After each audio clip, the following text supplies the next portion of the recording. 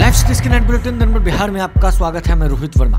RJD की विधायक दल की बैठक, तेजस्वी यादव समेत सभी विधायक मंत्री हुए शामिल। बीएसएससी परीक्षा में छात्रों ने लगाया पेपर लीक होने का आरोप। शिक्षा मंत्री बोले, जांच में सही पाए जाने पर रद्द होगी परीक्षा। सीएम नीतीश ने अजीत आजाद और बद्री नारायण को साहित्य अकादमी पुरस्कार मिलने पर दी बधाई। आरजेडी नेता अब्दुल बारी सिद्दीकी का बीजेपी पर पलटवार, कहा हम भारत के ही हैं, भारत में ही रहेंगे। छपरा शराब कांड में मुआवजे की मांग को लेकर बीजेपी का सांसद पर धरना। सीएम नीतीश के इस्तीफे के मांग की।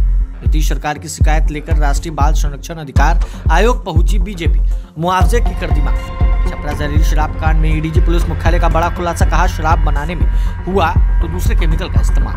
मोतिहारी में ईंट भट्टे की चिमनी में भीषण धमाका, 6 लोगों की मौत, कई घायल। बिहार में जानलेवा हुई ठंड, 2 की मौत, गया और भागलपुर रहा सबसे ठंडा।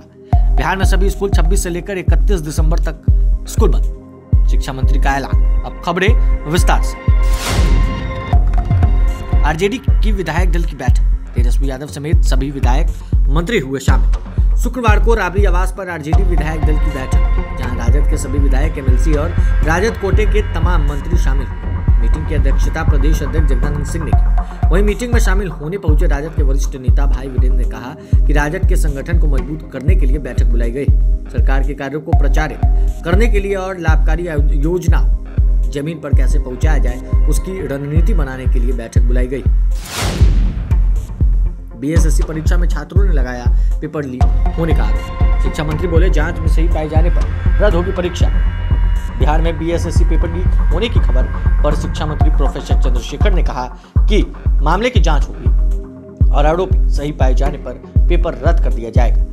आपको बता दें कि बीएसएससी तृतीय स्नातक स्तरीय संयुक्त प्रारंभिक परीक्षा का आयोजन शुक्रवार को 2 शिफ्ट में किया गया। इसी बीच पहले शिफ्ट की परीक्षा के दौरान ही व्हाट्सएप पर क्वेश्चन पेपर का फोटो वायरल होने लगा। बताया जा रहा है कि क्वेश्चन आज हुई परीक्षा का है। हालांकि आधिकारिक तौर पर अभी इसकी पुष्टि नहीं हो पाई है और लाइव सिटीज इस खबर की पुष्टि नहीं करता है।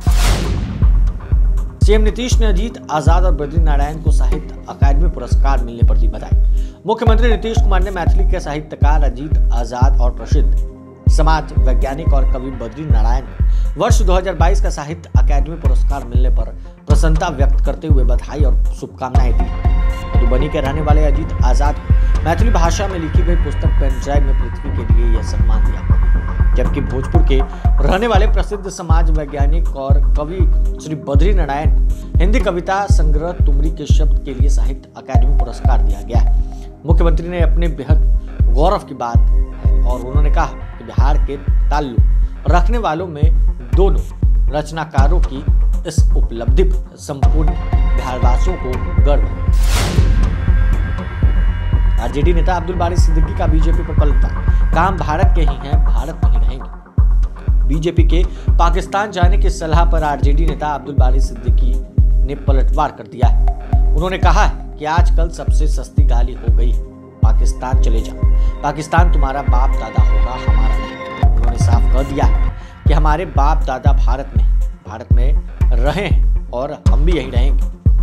अब अपने बयान पर मजे घमासान के बाद अब्दुल बारी सिद्दीकी ने माफी मांग ली है।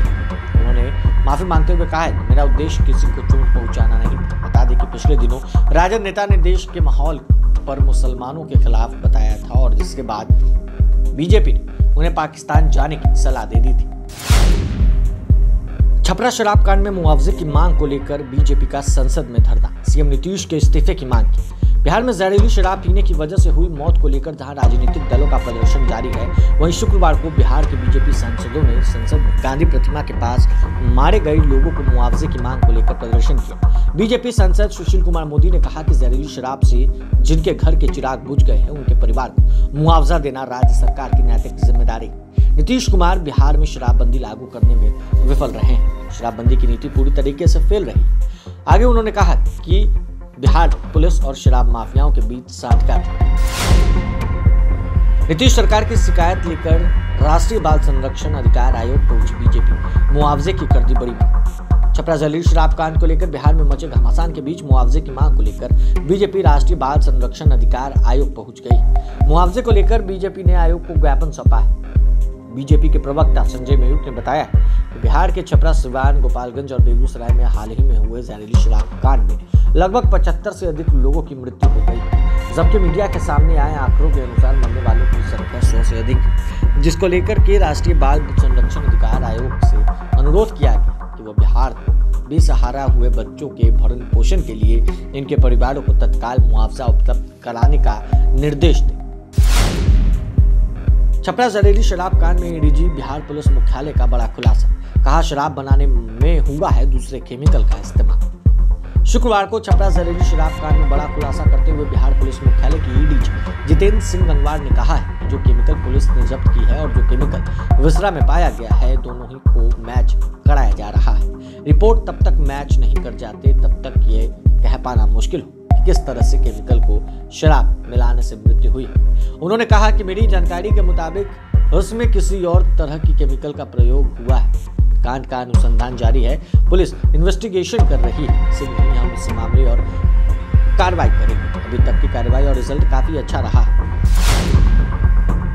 मोतिहारी में ईंट भट्टे की चिमनी में भीषण धमाका, 6 लोगों की मौत, कई घायल। मोतिहारी में ईंट के भट्टे में आग लगाने के दौरान चिमनी में विस्फोट हो गया। हादसे में 6 लोगों की अब तक मौत हो गई, जबकि चिमनी मालिक सहित 2 दर्जन मजदूर घायल हो गए। वहीं करीब आधा दर्जन लोगों को अस्पताल में भर्ती कराया गया है, जबकि 20 लोग अभी भी लापता है। फायर ब्रिगेड की गाड़ी सहित कम से कम 10 एम्बुलेंस घटनास्थल पर पहुंच गई और राहत कार्य जारी। घटना रामगढ़वा थाना के नरीड़गिरी गई है। बिहार में जानलेवा हुई ठंड, 2 की मौत, गया भागलपुर और सबसे ठंडा। बिहार में शीतलहर की वजह से कनकनी बढ़ गई है। सिवान और लखीसराय में ठंड के चलते 2 लोगों की मौत हो गई। मौसम विभाग ने शीतलहर को लेकर येलो अलर्ट भी जारी कर दिया है। पटना, भागलपुर, पूर्णिया, मोतिहारी, सीतामढ़ी सहित कई इलाकों में सुबह सुबह घना कोहरा छा रहा है। वहीं मौसम विभाग की माने तो पहाड़ी इलाकों में चल रही बर्फीली हवा का प्रकोप जारी, जिसकी वजह से प्रदेश के कई जिलों में कनकनी बढ़ गई। मौसम विभाग की ओर से यह कहा गया है कि आने वाले अगले सप्ताह में मौसम भले ही साफ रहेगा, लेकिन सुबह और रात के समय में कोहरा छाया रहेगा।